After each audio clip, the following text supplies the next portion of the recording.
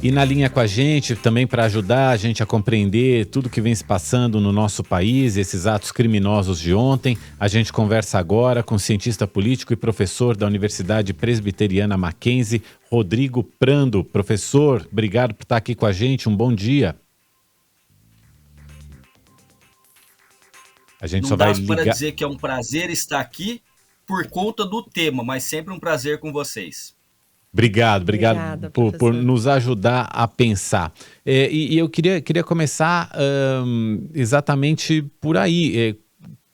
Como é que o senhor vê, que contextualização o senhor faz desses atos de ontem, não só na nossa história recente, mas também dentro de toda a história política do nosso país? Então, vamos lá, Mauro. Bom, primeira coisa, né? Eu estava ouvindo aqui as ponderações de vocês e do Diego. Aliás, gostei muito da fala do Diego pelo que ele trouxe com muita propriedade. Tem que se dar nome ao que está acontecendo e olhar se as pessoas que estivessem responsáveis por Brasília ontem tivessem o olhar que o Diego trouxe aqui, provavelmente o resultado seria outro. A grande questão, Mauro, é que nós vivemos ainda, e concordo com o Diego nisso que ele falou, nós vivemos ainda um período de muita tensão. Não se pode colocar que foi ontem ou no passado. As coisas ainda estão acontecendo. Certamente o que a gente assistiu é o mais grave ataque às instituições e à democracia brasileira desde 1989. Então, assim, independente do resultado eleitoral, ontem materializou-se algo que já estava desenhado há muito tempo. E estava desenhado, estava divulgado nas redes sociais. Existem especialistas nas ciências sociais e no jornalismo brasileiro que acompanham, inclusive de dentro dos grupos de WhatsApp da extrema-direita, esta ação que foi orquestrada. Então, assim, de certa maneira, a responsabilidade objetiva da segurança do entorno do Palácio do Planalto, do governador que foi afastado por ordem do Supremo Tribunal Federal, mas há também a necessidade de que os setores de inteligência do governo, os ministros do governo Lula, tivessem prévio conhecimento e entendimento da situação da gravidade do que aconteceu. Então, a partir do que aconteceu neste domingo, este domingo coloca uma fronteira clara e evidente de que não era apenas discurso, não era apenas cenas inusitadas de pessoas que acampavam e que rezavam e que choravam, mas que havia, conforme já se sabia também, um percentual dos apoiadores do presidente Bolsonaro que são bolsonaristas radicais e que atravessariam a fronteira da legalidade. Isso também já estava desenhado e isso também já estava claro. Ou seja, por que eu estou dizendo isso? Porque os eleitores do presidente Bolsonaro têm aquele que é conservador, tem aquele que tem questões religiosas, tem os liberais, tem aqueles que são anti-PT, tem os simpatizantes pelos valores e ideias e tem aqueles que são tudo isso, mas que radicalizam e vão às vias de fato. E ontem isso aconteceu. Ontem, Mauro, não foi um golpe. Quero me dirigir aqui, primeiramente, ao presidente Luiz Inácio Lula da Silva. Pode continuar. Oi? Desculpa. Oi, tivemos uma interferência, mas pode continuar. Não, tranquilo. Então, eu estava dizendo, Mauro, que ontem, e Michele, que ontem não foi um golpe no sentido de que aqueles que invadiram estavam preparados para assumir o poder. Um golpe de Estado, uma ruptura institucional, ela é muito mais sofisticada e complexa do que aconteceu, porque o que aconteceu ontem cumpriu o objetivo. Eles, de certa maneira, profanaram os sagrados símbolos da democracia e da República Brasileira. Então, o objetivo que eles tinham ontem já foi atingido. Agora, isso é algo maior e articulado, inclusive a partir de formuladores como Steve Bannon nos Estados Unidos, o falecido Olavo de Carvalho no Brasil. Tudo isso, Mauro e Michele, está escrito, está desenhado, foi pesquisado, está publicado, tem acesso ao jornalista, ao cidadão. Então, isso é algo maior e mais perigoso do que se imagina. E no Brasil é um sintoma de um movimento também muito maior que tem respaldo global de várias ideologias de extrema-direita, daqueles que não respeitam não apenas a democracia, mas são contrários ao iluminismo, a todas as conquistas da modernidade. Ô professor, o senhor falou dessas várias linhas de apoiadores do ex-presidente Bolsonaro. Como o senhor vê que deveria ser a postura dessas pessoas que não são esses radicais, esses criminosos que fizeram esses atos ontem, agora, nesse momento? E se o senhor classifica como o que aconteceu como terrorismo doméstico, como muitos especialistas e estudiosos têm classificado?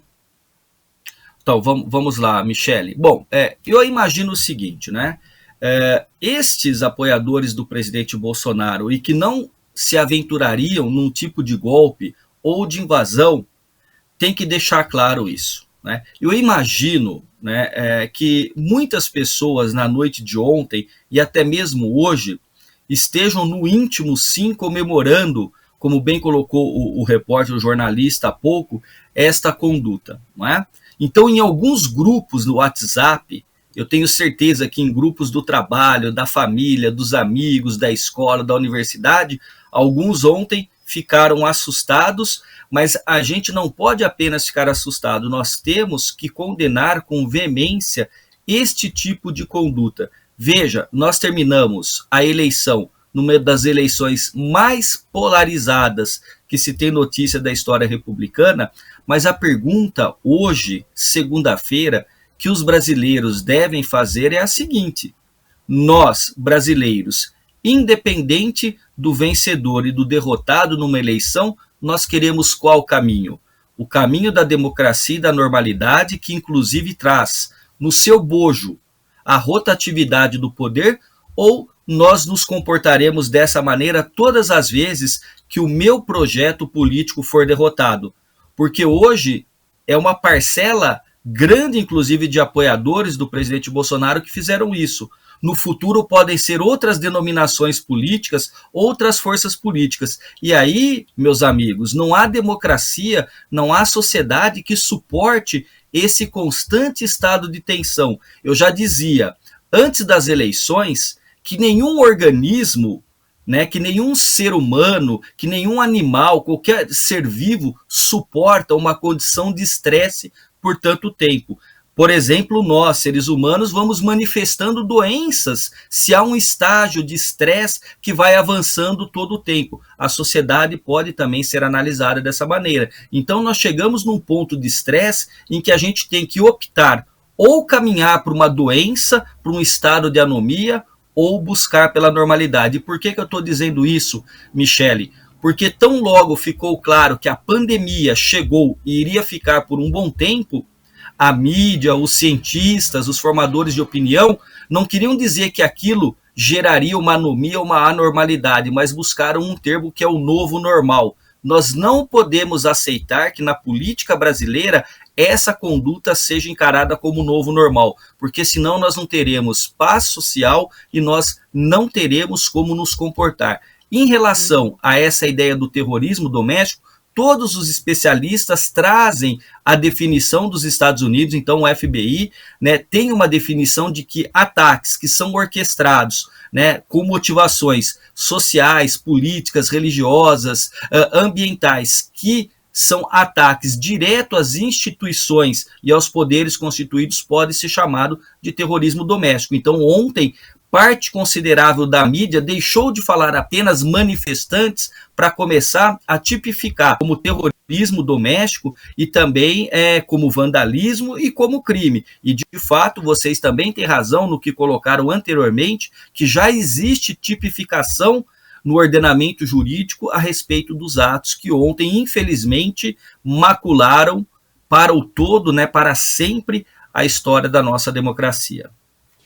Professor Rodrigo Prando, cientista político, professor da Universidade Presbiteriana Mackenzie, muito obrigado por nos ajudar com essa análise desses atos gravíssimos e criminosos que aconteceram ontem e suas consequências que vão perdurar, conforme a sua análise, a gente aqui concorda. E volte sempre aqui ao Nova Manhã, vamos contar com outras análises suas aqui. Muito obrigado por hoje. Eu que agradeço, Mauro, Michele. Nos momentos em que eu não estou de férias, eu vou para o trabalho ouvindo vocês. Então é sempre um prazer. Deixo um abraço enorme aos dois. E nós, como brasileiros, devemos ter resiliência e devemos agora fazer uma reflexão. Que país nós queremos? Com isso eu me despeço, deixo um abraço a todos, a equipe técnica, a vocês e a todos os ouvintes da Nova. Muito obrigado.